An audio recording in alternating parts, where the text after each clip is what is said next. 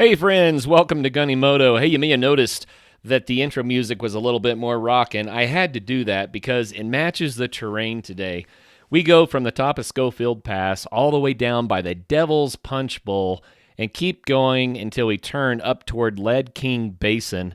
Some of the most amazing scenery around, but it gets crazy. The road is rough. Definitely the most challenging riding I had done until that point, but a couple episodes from now, you get to see me go back up it, which was even worse. Regardless, thanks for watching today. This is going to be a fun one. Oh yeah, I should mention, the monologue picks up. We're talking about climate change and complex systems and how humans, when a system gets complex enough, we tend to oversimplify and make assumptions on how that gets us in trouble. Don't worry, I'm not going to try to convince you one way or the other on climate change. It was just inspired by riding in the last episode through the Rocky Mountain Biological Laboratory, and I thought it was kind of an interesting perspective. But regardless, I hope you enjoy the ride. Above 12,000 feet.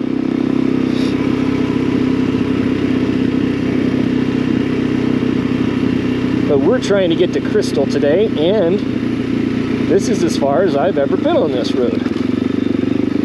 I'm also noticing that it is very, very slippery. Just that little sheen of water on it.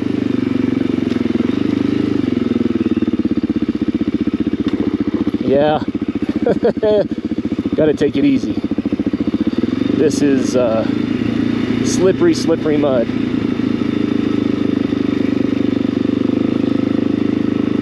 Hey, there's some sunshine. Yay! When a system gets very, very complex, then it gets very, very hard to model. And that's the reason why the weather forecasters, meteorologists, even just 20 years ago, they talked in terms of there's a cold front coming through and we think the temperatures might be like this, and along the front of that cold front we're probably going to get some rain, and you might want to take an umbrella. And as you know, they were wrong in their forecast about as often as they were right. You could just speak generally about what was happening, and that was not because the science was bad. It's because the computer models weren't built up yet, and they didn't have enough CPU power in a computer or enough memory in a computer processing power to create more complex models with all the many, many multitudes of variables.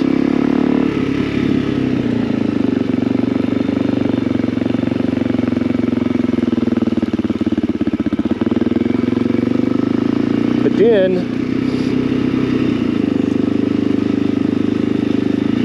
I'm going to call it, I first noticed this 15 years ago. They started putting out hourly forecasts, and the hourly forecasts were very frequently correct to within like 15 minutes, which was just amazing to me. And that has only gotten better since.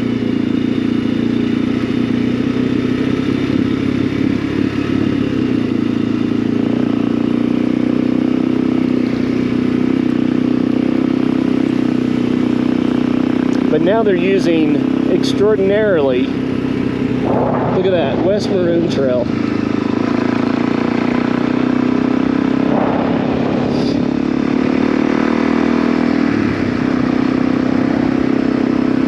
So this is, I believe that there's a Maroon Bells Wilderness.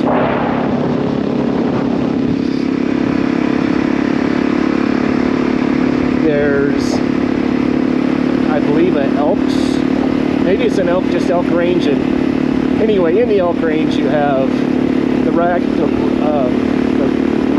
or Raggeds Wilderness, the Snow Mass Wilderness. I think you have the Bells Wilderness.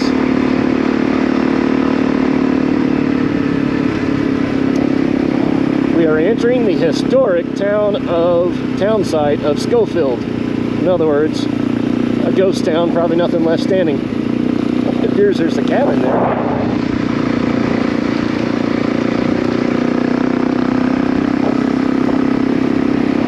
Well, the models are finally getting to the point that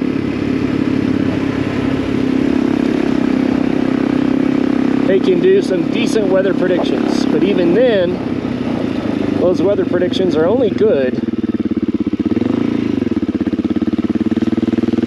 for really about 2 weeks out. And beyond that, they have the gist of what might happen, and beyond that, it kind of turns into, well, it's summer or spring, fall, winter. And that's just because the temporary weather systems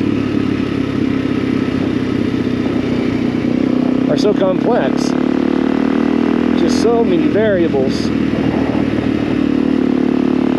So, you know, meteorologists and climatologists have gotten pretty darn good at predicting the weather for 2 weeks. Maybe even you could give them, be generous and say for a month. But when we start asking, are we going to have a snowy winter, a cold winter, a warm winter? They start talking about things like El Nino and La Nina and oscillations and generalizations. And what's interesting about the El Nino La Nina cycle is that it does change the weather, and the line between how the weather changes goes right through Colorado. So it makes it even less predictable.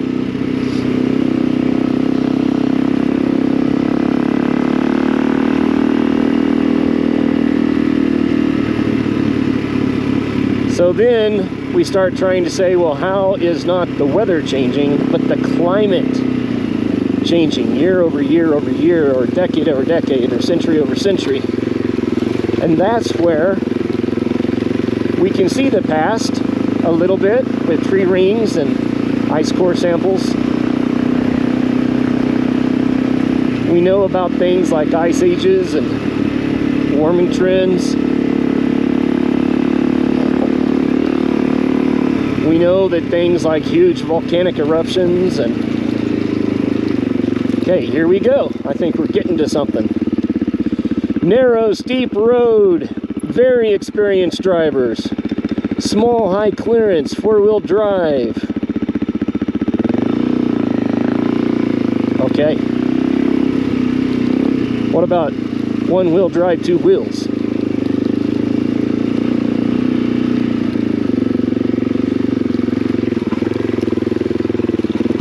I've heard this gets pretty dicey back here. We're gonna find out.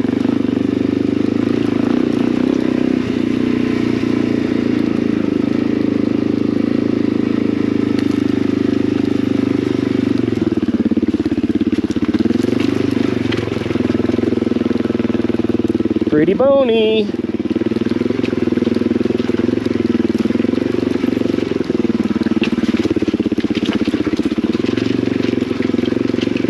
Yeah, this is some real riding.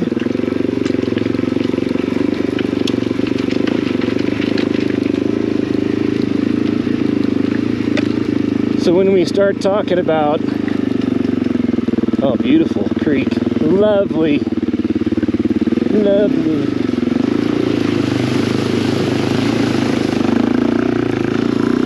Got my boots wet, a little deeper than it looked.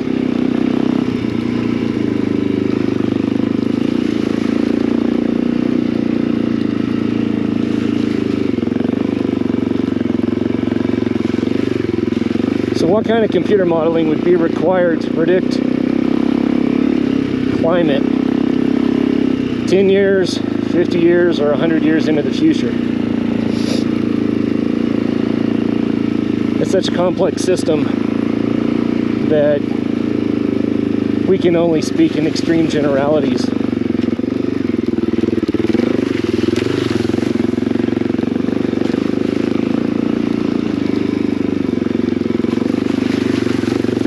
They are smooth, sharp, and slick.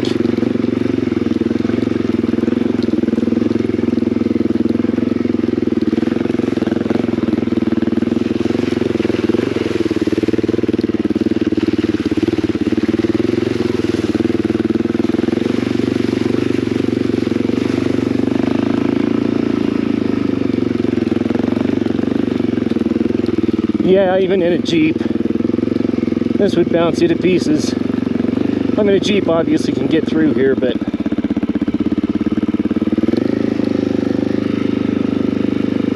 that's kind of fun to see. Somehow we have to get to the other side. Well, I'm glad someone put a power outlet on that little post in case you need to charge your cell phone.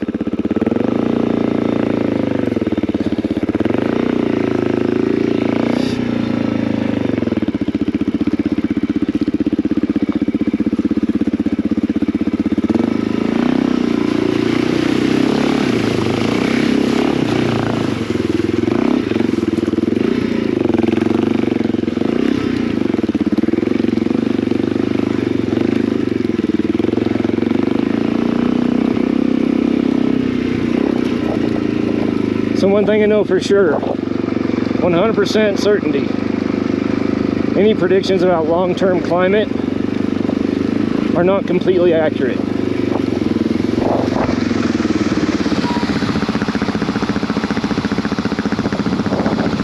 Right on. We're headed down a steep canyon.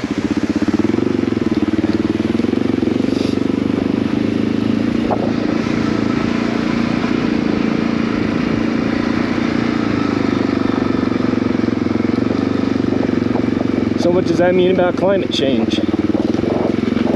I really do believe it means that we should follow best practices. I don't want to bounce off that little bluff. Take it easy on this boneyard here.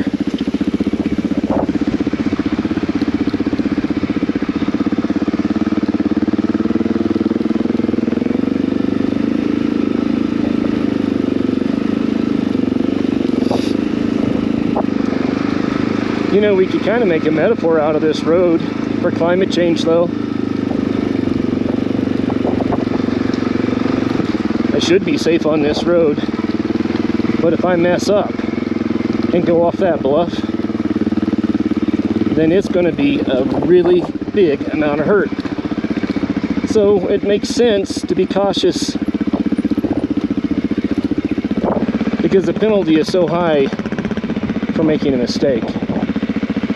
Climate change could be like that too.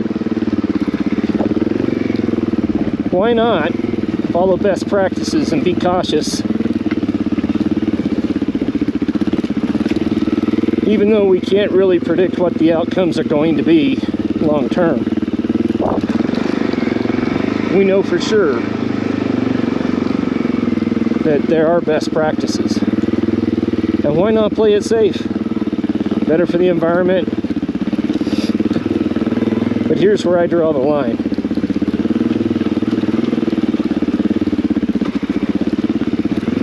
We should not adopt practices that are going to kill millions of people. And I know that sounds extreme, but that's actually what's been going on, especially with farming just coming out in the last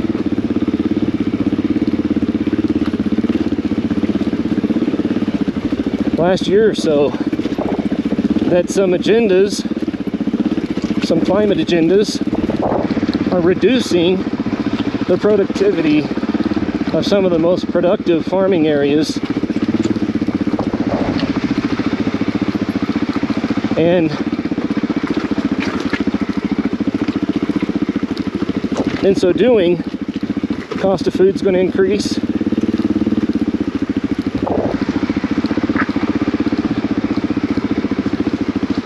And in the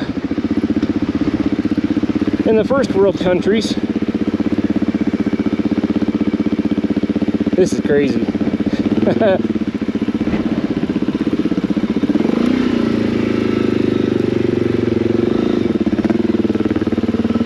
In the first world countries, we're not going to see a lot of it.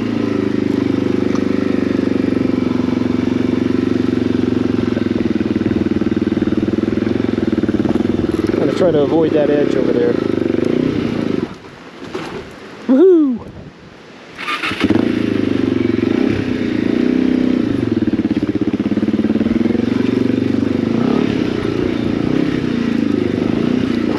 That'll be more fun to go up, huh?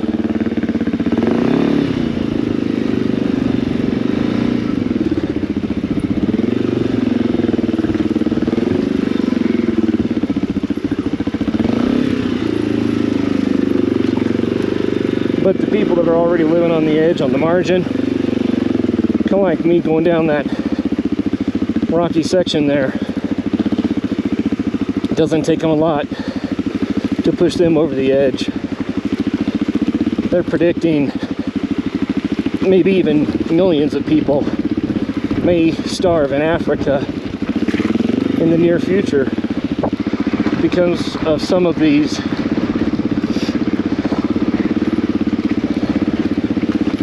decisions. Yeah, man.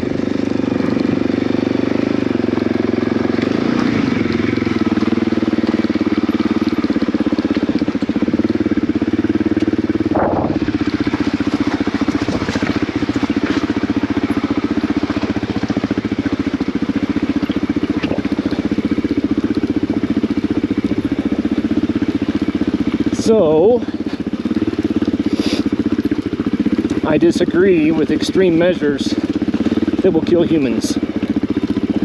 That's not a best practice. The reality is that we need to continue with technological improvements. We need to continue helping developing countries develop a better standard of living and help them to better meet their own agricultural needs. We can fight climate change in an intelligent way that helps everybody. And really, there's no reason why we shouldn't. If people panic and start taking extreme measures and millions of people die, it just doesn't make any sense.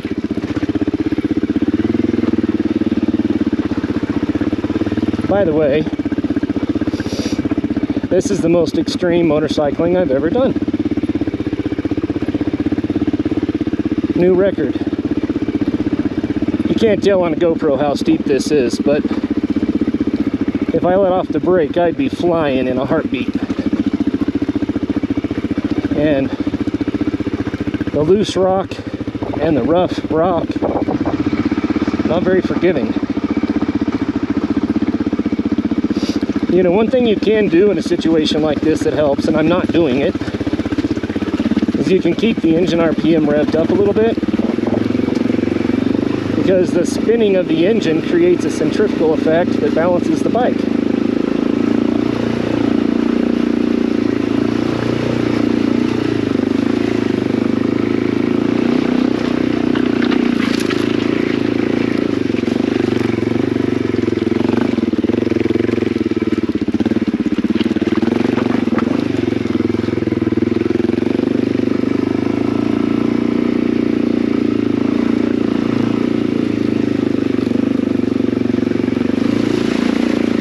So when it comes to climate change,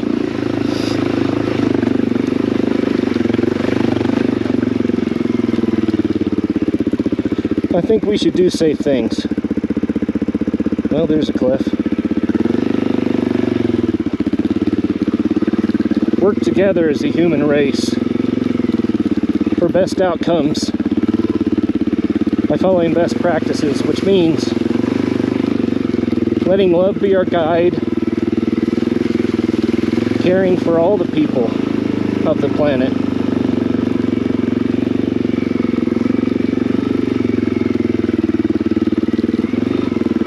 Hyper-environmentalism is going to hurt more people by far than global warming ever could. Most of the worst case scenario predictions of global warming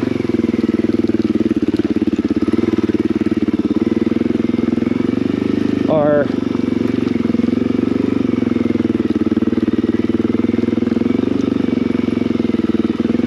really focused on things like sea level rise and how many people live in coastal areas, and will ocean storms become more frequent or more extreme.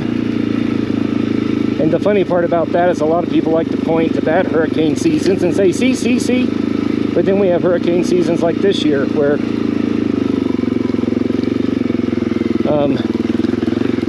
Ian was a real hurricane. But that was like the real hurricane. There weren't 20. I mean, what is I in the alphabet?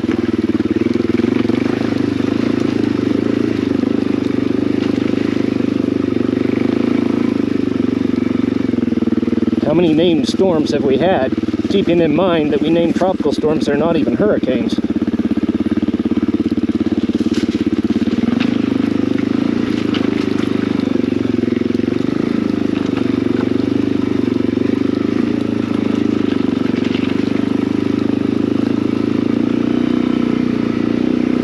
So we can't look at a season of hurricanes and say, look, climate change is happening. It's just not enough data. It's too small of a data point for such a mass system. It's easy for people to say it. Let's talk about the ski areas for a minute. So yeah, lower elevation ski areas don't seem to be holding snow as much. Or maybe they just closed because everyone is going to the bigger resorts. But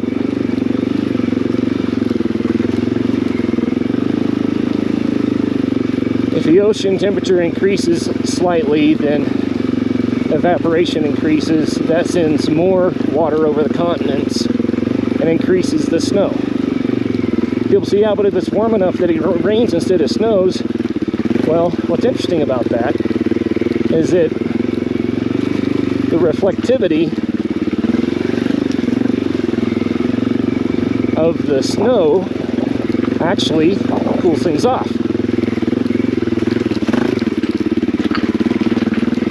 Golly, this is bony. Have to stand up for that part.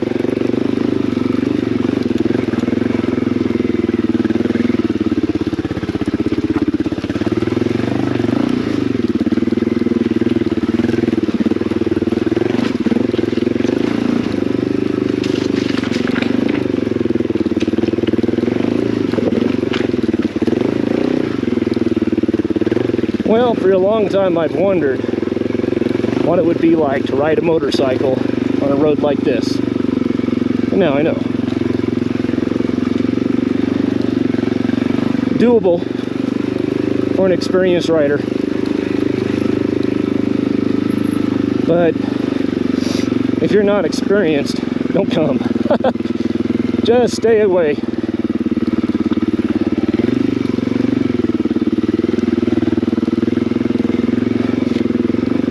So, in theory, at least one theory, global warming would increase snow and help the ski resorts. Of course, skiers like snow, so if they have a couple of dry winters in a row, they like to point at global warming as the problem. But ultimately, global warming might be the solution.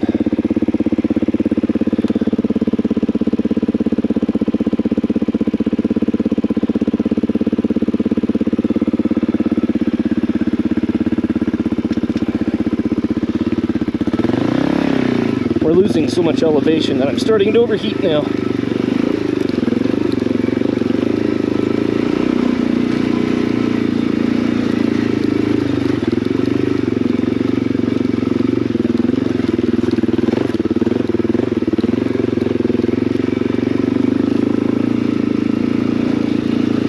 So guys,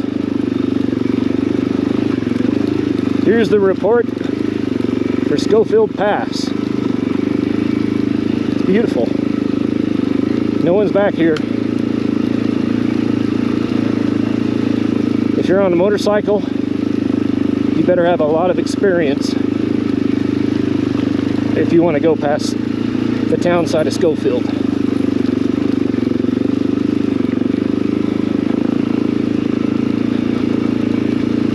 Knock on wood, it appears to be moderating a little bit. we're on the side of a hill instead of in a canyon.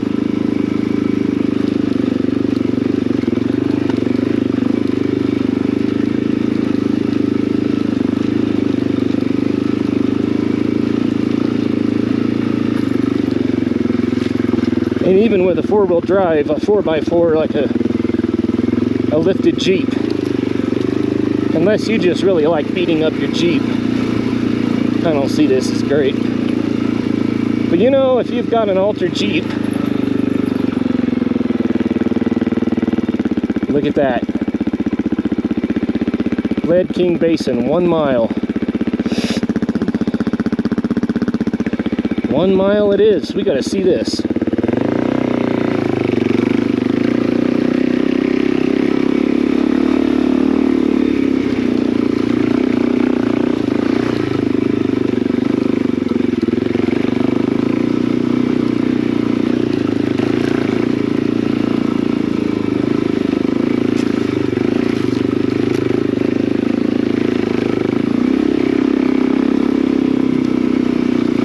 I love to ski.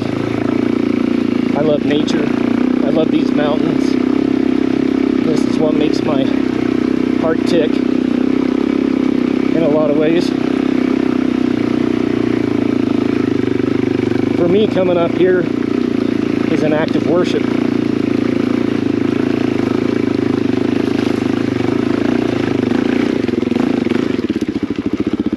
I didn't want to bounce that way.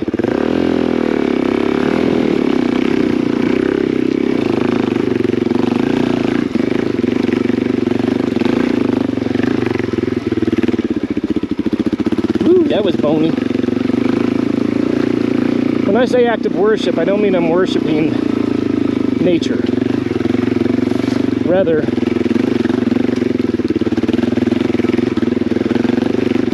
appreciating the beauty of creation, I think is an act of worship. Catching up with a car.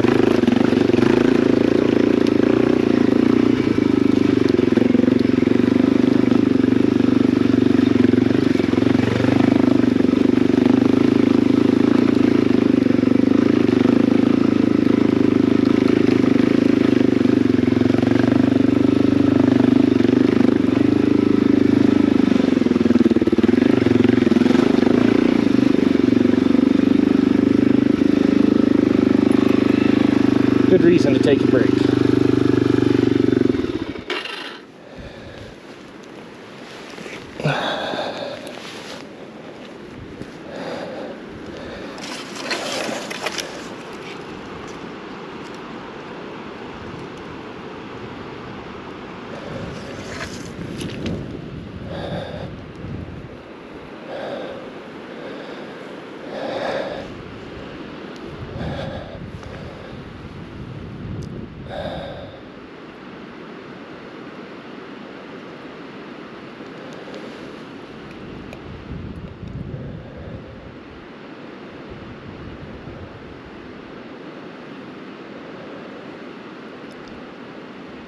I believe in a creator.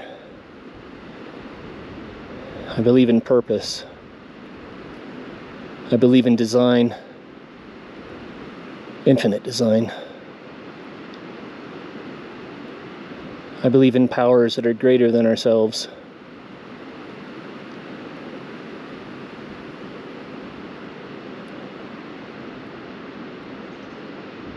This is beautiful.